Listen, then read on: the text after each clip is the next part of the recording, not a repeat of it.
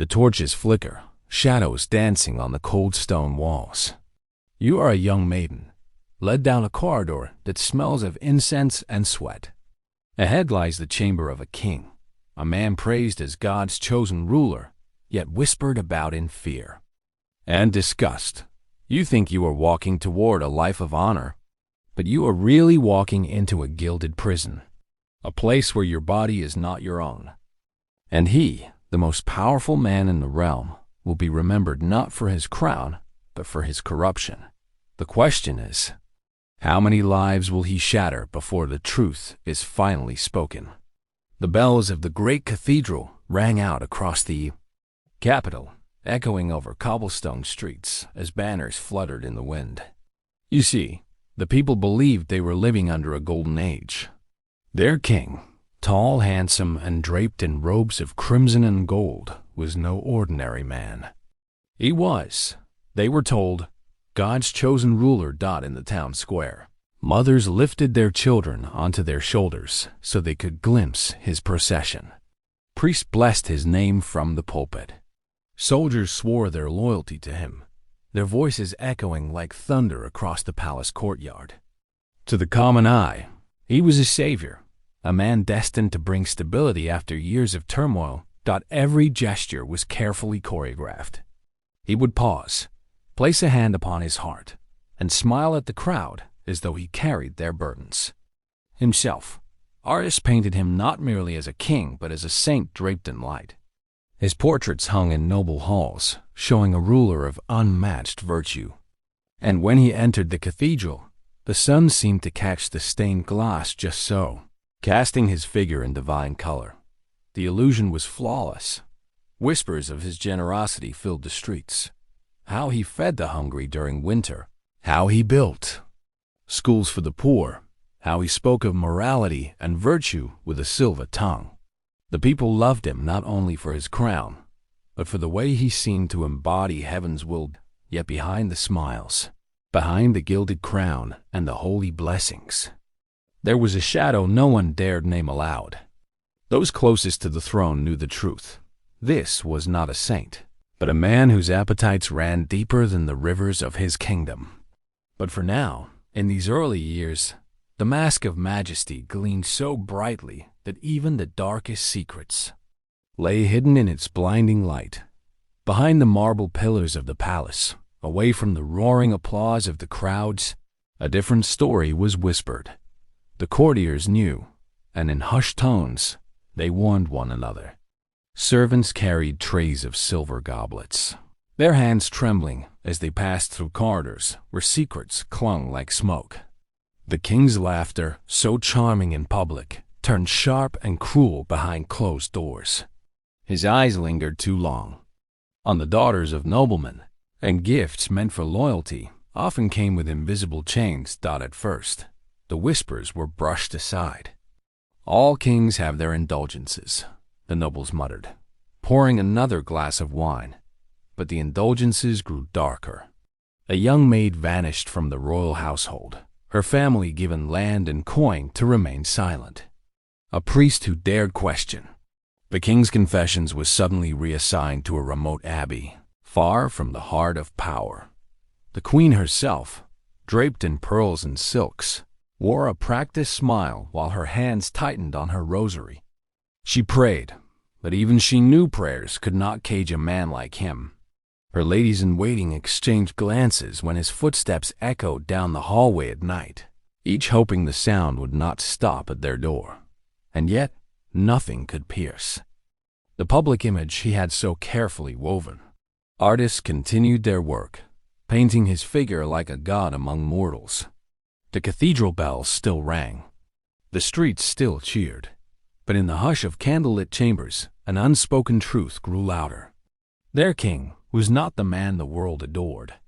He was a predator cloaked in piety, a wolf wearing the robes of a shepherd. The first cracks in the mask had begun to show, but few dared to look closely enough to see.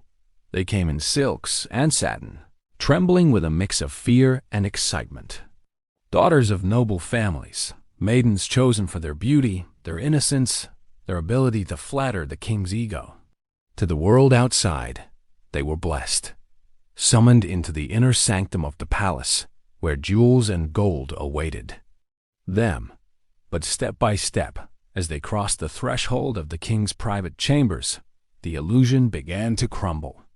The air was heavy with the scent of burning incense, mingled with something sharper, the metallic tang of fear. Candles flickered against velvet drapes, their shadows swallowing the corners of the room.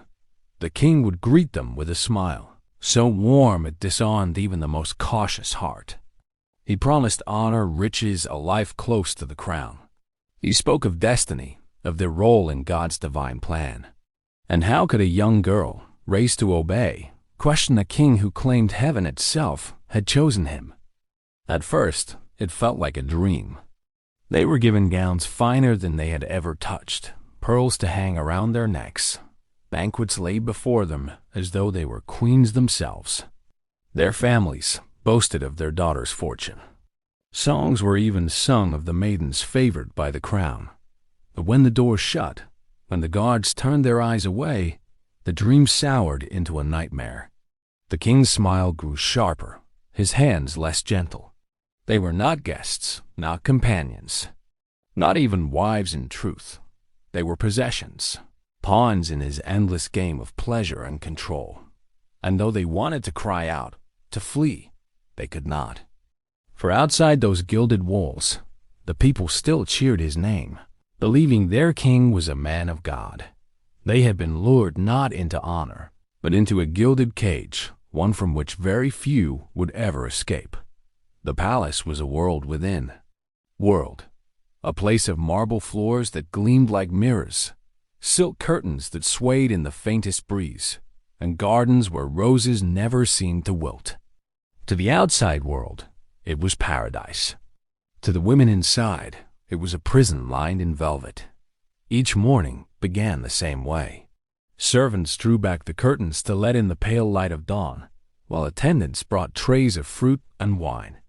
The women were dressed in gowns finer than any they had ever dreamed of, their hair braided with ribbons, their necks adorned with jewels that glittered in the candlelight. They were treated as treasures, but treasures locked away, admired only when summoned God they could not step beyond. The palace gates. They could not speak with men outside the king's chosen circle. Letters were read before being delivered, and every conversation was watched by guards whose silence was its own form of threat.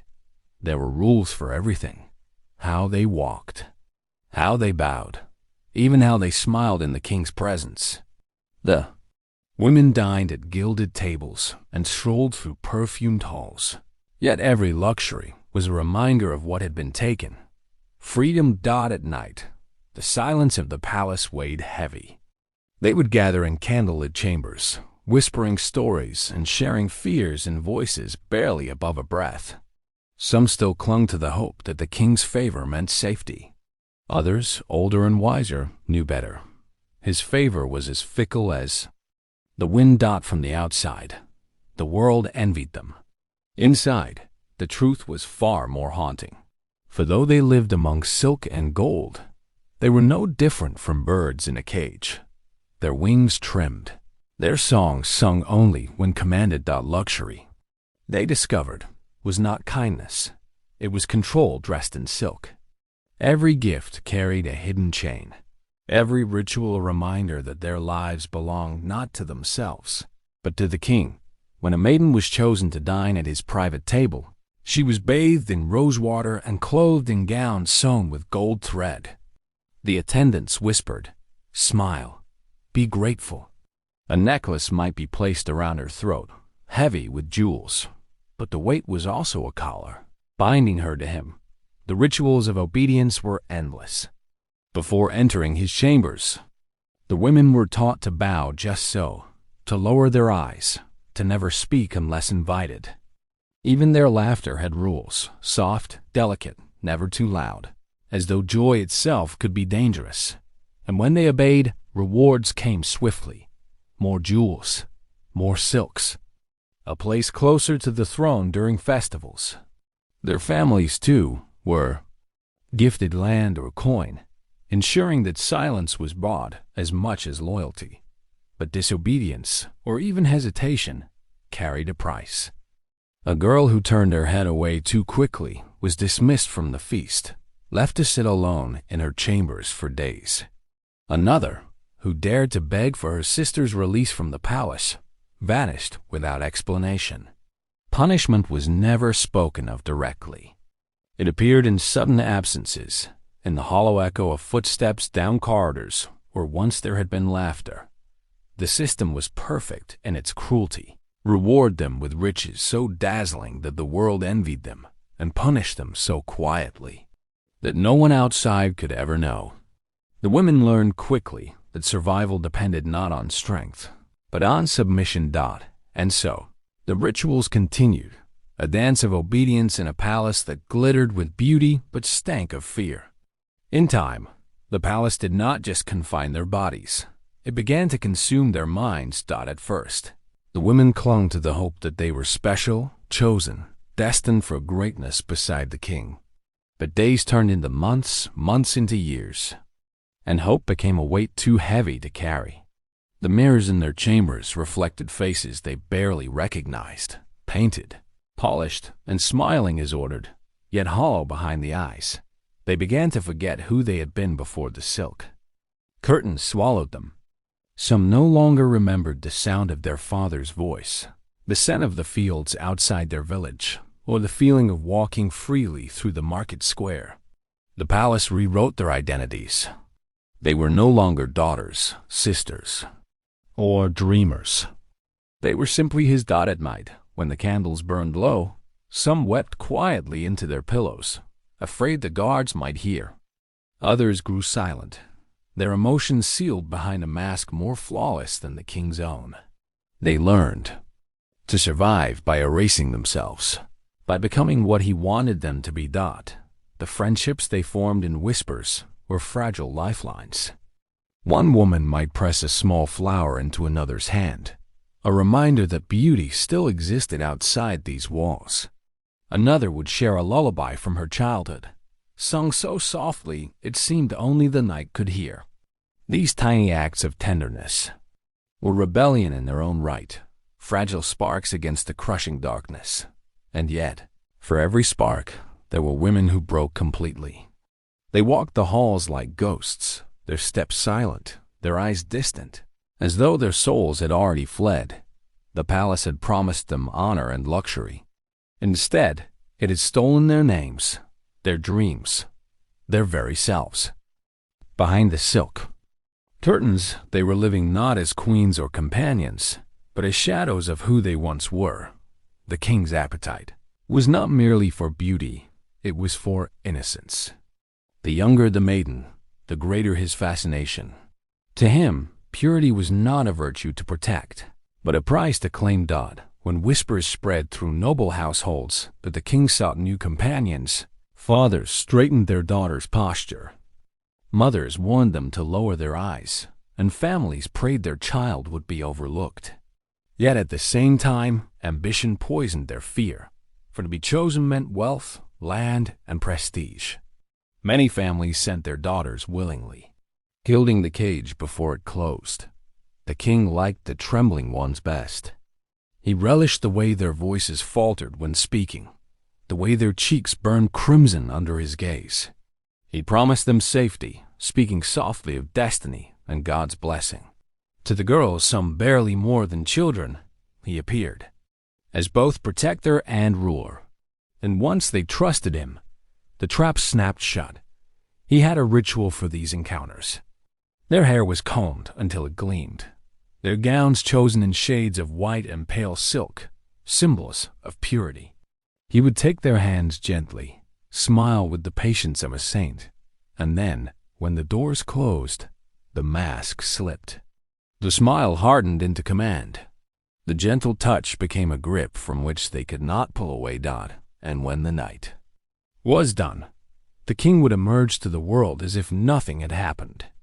He would attend Mass the next morning, kneeling piously at the altar, his lips moving in prayer while the girl he had broken sat silently in her chamber, staring at the floor. The court pretended not to see. The people sang of their holy king. And still, he hunted innocence, not for love, not for companionship, but to feed the hunger that no crown, no kingdom, and no prayer could ever satisfy. By day, he was the image of refinement. The court adored the spectacle. The king walking through marble halls with a radiant maiden on his arm, her gown shimmering with pearls. He would speak of virtue, of family, of God's will, while gently placing a protective hand on her shoulder. Courtiers would bow deeply, whispering praises of his kindness. The people outside the gates cheered whenever they caught sight of the smiling couple, framed by the palace balcony. But the smiles were a performance. When the crowds dispersed and the doors closed, the illusion shattered. Behind the velvet drapes, the king's tenderness became torment. He demanded obedience in every gesture, how she walked, how she knelt, how she responded to his touch. If her eyes strayed too long from his, punishment followed. Sometimes it was a sharp word. Other times, a calculated silence that froze her blood. He enjoyed watching fear bloom in their eyes more than he enjoyed their beauty. The cruelest part was the theater he forced them into. After nights of humiliation, the women were expected to appear radiant the next morning, walking at his side as though nothing had happened. Their smiles, painted on with trembling lips, became part of the spectacle. The courtiers applauded their grace, unaware, or perhaps unwilling to acknowledge, the truth behind their poise. Even the queen was drawn into this charade. Draped in jewels, she sat beside him during feasts, watching silently as the latest. Girl giggled on command, her laughter thin as glass. The queen's eyes said what her lips could not. She knew. And yet, her silence was as binding as the chains on the women themselves. In public, he was the holy king. In private, he was a predator. And the palace itself became a stage, where every gesture of affection masked a cruelty too dangerous to name. Not every woman bent quietly beneath the king's will. Some, though trembling, still clung to a shred of defiance, and for them, the price was even higher. One maiden, the daughter of a nobleman, dared to refuse his summons for an evening, feigning illness. The next morning, she was gone, her chambers. Stripped of her belongings, her name never spoken again. Her family was rewarded with land and gold, as though grief could be purchased. The message was clear. Resistance would be erased and silence bought. Another tried a subtler rebellion. She smiled when commanded, bowed when expected, but in her eyes, the king saw the glimmer of contempt. He relished the challenge, determined to break her spirit. For weeks, she endured his games, answering with quiet dignity until one night, her defiance ended with her being locked away in a remote wing of the palace. Her laughter never heard again. Whispers told of a girl who attempted to escape, slipping out under cover of night. She made it as far as the palace gates before the guards caught her. No one ever saw her again. The other women spoke of her only in whispers, their voices trembling with both admiration and terror. And so, resistance became a ghost. The women learned that survival meant silence, compliance, the erasure of self. They smiled when told to smile, laughed when told to laugh, even as their hearts grew heavier with every passing day. The king's cruelty thrived not just on their submission, but on their hopelessness. He wanted them to understand there was no escape, no victory, no rebellion that could withstand his power. By the time the courtiers toasted his health at the next grand feast, the women sitting by his side had perfected the art of pretending, their painted smiles hiding the ruins of what they once had been. In the gilded silence of the palace, rebellion did not roar. It whispered. The women, stripped of their freedom and forced into obedience, began weaving invisible threads of connection. They could not speak openly, yet their eyes carried messages no guard could decipher. A glance across a banquet table, a brush of hands while passing a tray, a folded piece of silk left on a pillow. Each became a language of its own. At night, when the corridors grew quiet and the guards grew weary, they gathered in shadowed corners of the gardens or behind heavy curtains in unused halls. There, in murmurs softer than candlelight, they shared stories of who they had been before the king claimed them. Names of fathers, brothers, and villages passed between them like contraband, fragile reminders that they were more than what the palace demanded them to be. These friendships were lifelines. One woman, who had lost all hope, was coaxed into eating again by another who slipped her honeyed fruit during the evening meal. Another, plagued by nightmares, found comfort when her companion hummed a lullaby from their homeland. In a place where trust was dangerous, they risked everything to create it. Sometimes they dared to dream of escape, maps drawn in the dust of a courtyard path, plans whispered in the hush of dawn. Most dreams ended in silence, crushed beneath the reality of locked gates and watchful guards. But even dreaming was its own form of rebellion, a way of reminding themselves that the king had not yet stolen their will to hope. And so, beneath the eyes of the predator who believed he had broken them, an unseen web began to take shape, woven not with silk or jewels, but with courage and quiet loyalty. Defiance in the palace could not wear armor or raise swords. It had to move like a shadow. And so the women learned the art of rebellion in its smallest, quietest forms. A girl might deliberately spill a drop of wine onto her gown just as the king reached for her hand, forcing a servant to rush in and disrupt the moment. Another might feign a fainting spell when his attention grew too heavy, buying herself a night of reprieve. These were not open battles. They were fleeting victories, measured in stolen breaths of freedom. Some hid their thoughts in embroidery, weaving secret symbols into the hems of their gowns. Birds whose wings stretched wide, flowers that bloomed defiantly even in darkness. To any courtier, they were pretty patterns. To the women, they were coded reminders that their spirits had not been crushed. The chamber seemed alive with symbols that night, as though the palace itself conspired to mark the king's decline. The candles that once illuminated his glory now burned low, their wax spilling down like tears, their flames trembling as if afraid to die yet unable to burn brightly any longer. Shadows stretched long and jagged across the walls, twisting his silhouette into something monstrous, a grotesque reminder of the truth that had always lurked beneath his mask of majesty. The chains were invisible, but no less real. They hung in the silence, binding every woman who had ever crossed this threshold. The maidens standing before him could feel their weight on her shoulders, not iron, but fear, memory, and the echo of those who had never escaped.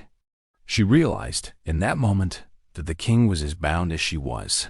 His power was nothing without their silence. Without obedience, he was just a feeble man in a gilded cage. The king's hands, once so steady, now shook as he tried to rise. He gripped the arm of his chair for support, his breath shallow, his command faltering. The crown slipped slightly forward, catching the glow of the dying candles, not with brilliance, but with a dull, fading gleam. For years he had lived, believing he was untouchable, a god among men. But gods do not stumble. Gods do not age. And now, surrounded by the ghosts of his own making, the king seemed less divine and more human than he had ever allowed himself to appear. The maiden's eyes lifted from the floor, and for the first time, she did not look away. The chains were still there, but so was the faintest spark of freedom.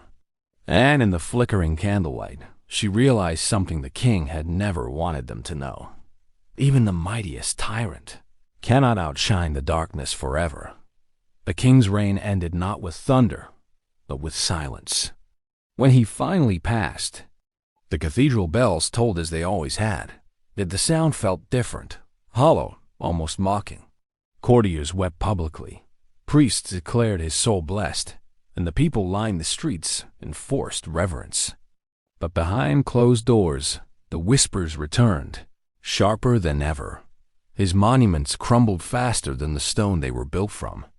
The crown was passed on, the throne restored to order, but his name, once a prayer on every lip, curdled into a curse. He was remembered not for the wars he won or the feasts he gave, but for the countless women whose lives he had stolen. Their suffering, once hidden, became legend. Mothers warned their daughters never to trust a king's smile. Old songs carried the sorrow of those lost behind the silk curtains.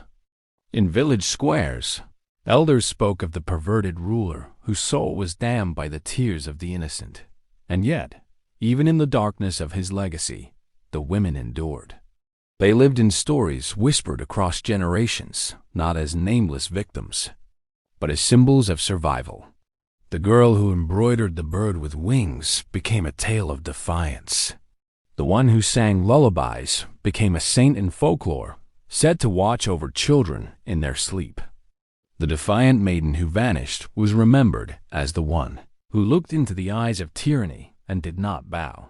History judged the king as he feared most, not by his crown, but by his cruelty. And though he had silenced them in life, the women spoke in death, their voices echoing through time. In the end, the king who craved immortality through power achieved it only through infamy. And the women, whose names he tried to erase, became eternal, carved not into marble, but into the memory of every soul who dared whisper their truth. And so, the story closes, not with the echo of a crown striking marble, but with the quiet truth that outlives even kings. The most perverted king in history believed his power would outlast time. He built walls of stone, cloaked himself in divine favor, and silenced every voice that dared to defy him. Yet in the end, it was not his victories that endured, but the pain he inflicted and the resilience of the women who bore it. You see, history does not belong to tyrants. It belongs to the whispers that survived them, to the stories passed from mother to daughter, to the courage of those who refused to let silence be the end. His name became a warning. The women's memory became a legacy. And now, it is ours to remember. If this story moved you, if it made you reflect on the hidden truths behind gilded thrones, then let your voice be part of the chorus that kings like him feared most. Share this video so their stories are never forgotten. Leave your thoughts in the comments. What do you think history owes to those who suffered in silence? And if you want more stories like this, the hidden, the haunting, the human truths behind history's grand illusions, subscribe so you never miss the voices echoing through time. Because in the end, it's not the crown that lives forever. It's the truth.